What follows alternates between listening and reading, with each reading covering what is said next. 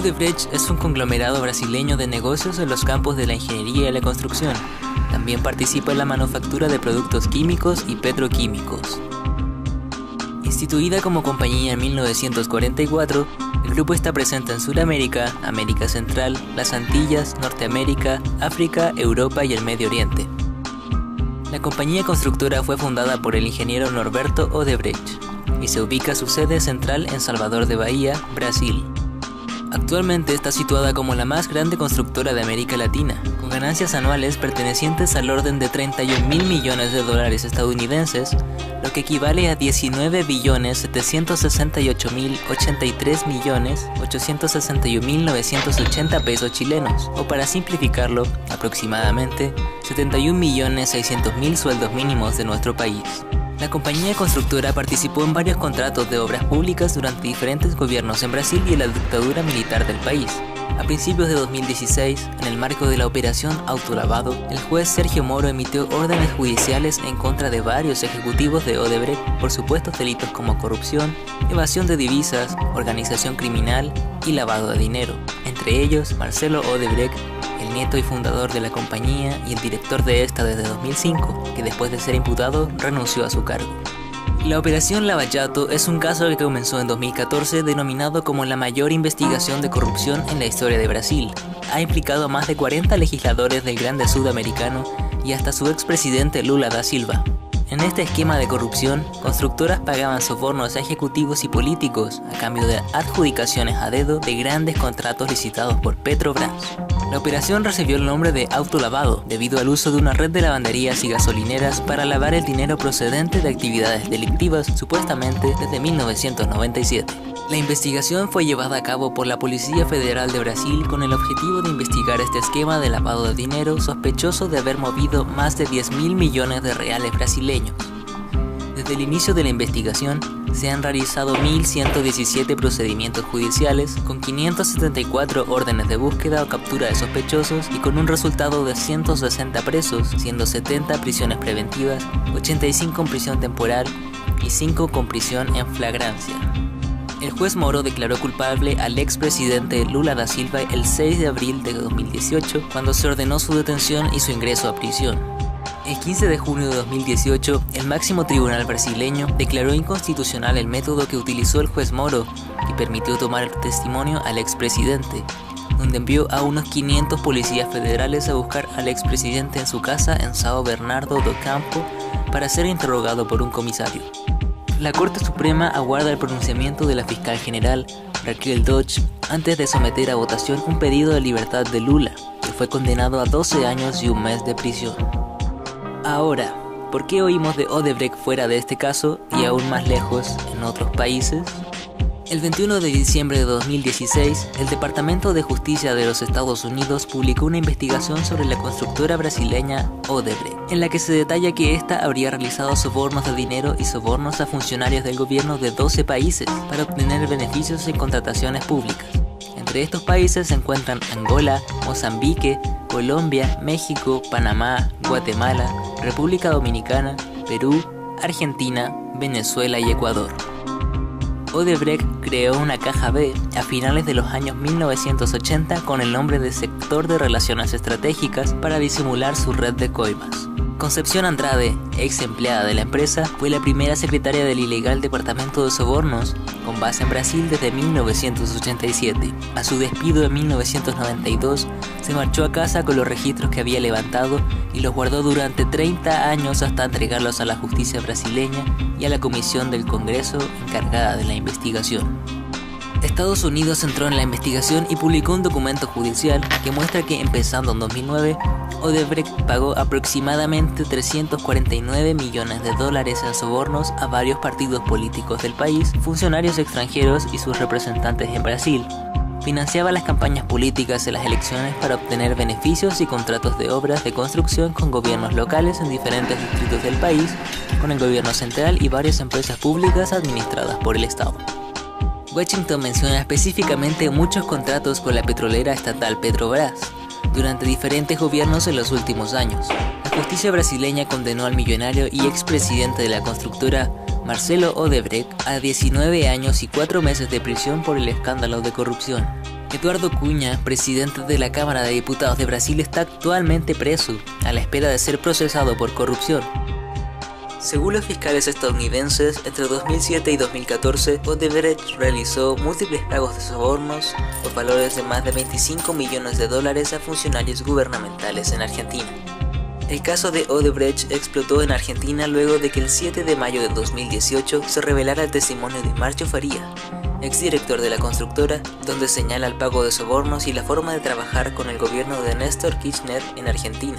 No especificó a quienes se les pagaba específicamente, pero confesó que la esposa de Kirchner y posterior presidenta de Argentina estaba en conocimiento de los sobornos, al igual que el presidente de la Cámara de Construcción, Carlos Wagner.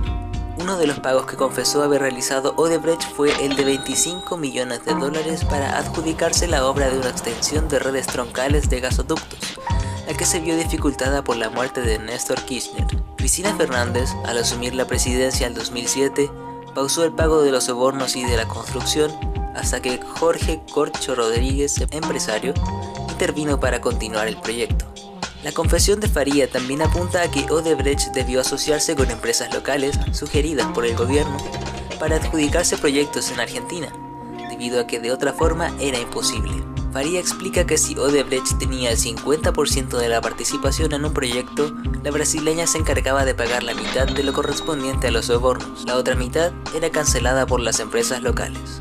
La polémica sigue en Argentina debido a que investigaciones periodísticas revelaron que Macri, el actual presidente de Argentina, es socio de Odebrecht desde 1998 y que recibió $500.000 para financiar su campaña electoral en 2015, al igual que otros candidatos presidenciales que llegaron al poder como lo son Dilma Rousseff en Brasil, Juan Manuel Santos en Colombia y Ollanta Humala en Perú. Marcelo Odebrecht declaró en tribunales: "Con certeza a Ollanta Humala le di $3 millones. Eso lo puedo afirmar personalmente". Marcelo Odebrecht también precisó que el apoyo al expresidente peruano se dio gracias a que Lula da Silva lo solicitó. Pedro Pablo Kuczynski se vio implicado en el caso de Odebrecht, donde se le acusó de haber tenido vínculos con la compañía brasileña.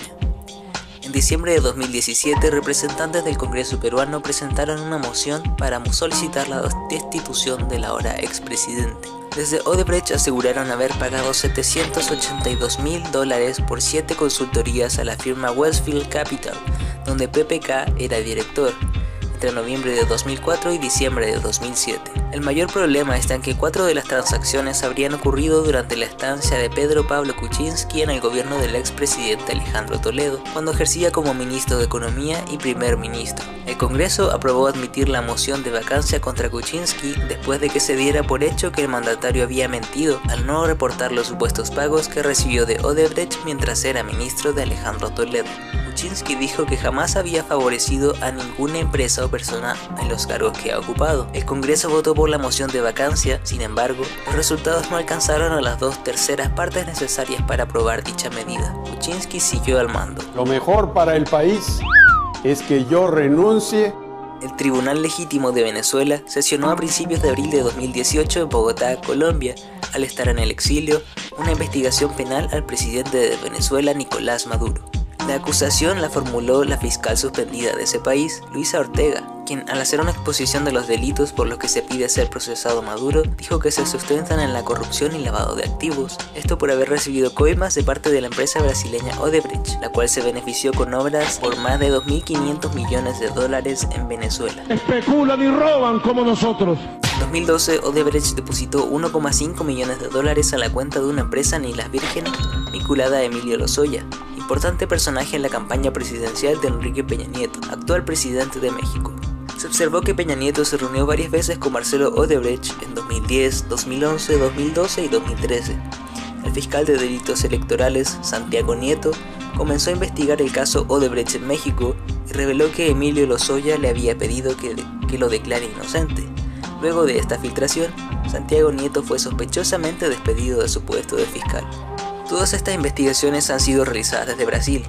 El director de finanzas Alberto de Menezes Weil declaró allí que dio un soborno de $10 millones a Emilio Lozoya, el entonces coordinador internacional de la campaña del presidente Enrique Peña Nieto y director de Petróleos Mexicanos desde 2012 a 2016. Ningún funcionario mexicano ha pisado la cárcel por el caso Odebrecht, a diferencia de otros países latinoamericanos, pero el 20 de abril la constructora brasileña Odebrecht fue sancionada e inhabilitada para operar en México durante 2 años y 3 meses, además de tener la obligación de pagar una multa de alrededor de $30 millones. El 29 de febrero la PDI solicitó a Odebrecht los documentos contables de la empresa para ser entregados a la Fiscalía Centro Norte.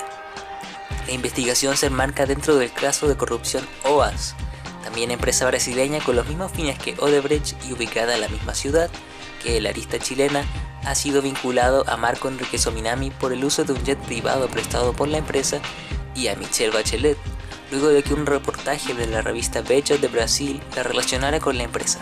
El reportaje publicado a fines de enero está sustentado en los testimonios de ex publicistas del Partido de los Trabajadores, Duda Mendoza y Joao Santana. La revista brasileña señala que durante el 2013 el PT habría indicado a Duda Mendoza como coordinador de la campaña de Marco Enrique Sominami en Chile, agregando que la constructora OAS habría financiado tanto la campaña del entonces candidato como la de Michelle Bachelet. Por su parte, la expresidenta Michelle Bachelet declaró no tener ninguna vinculación con la empresa mencionada, agregando que todo su dinero y los gastos utilizados en la campaña fueron informados al CERVEL y aprobados por ese organismo. Me informé en Caburga por la prensa. ¿Qué es lo que ha dado Sebastián Piñera a Chile? Puro dolor de cabeza.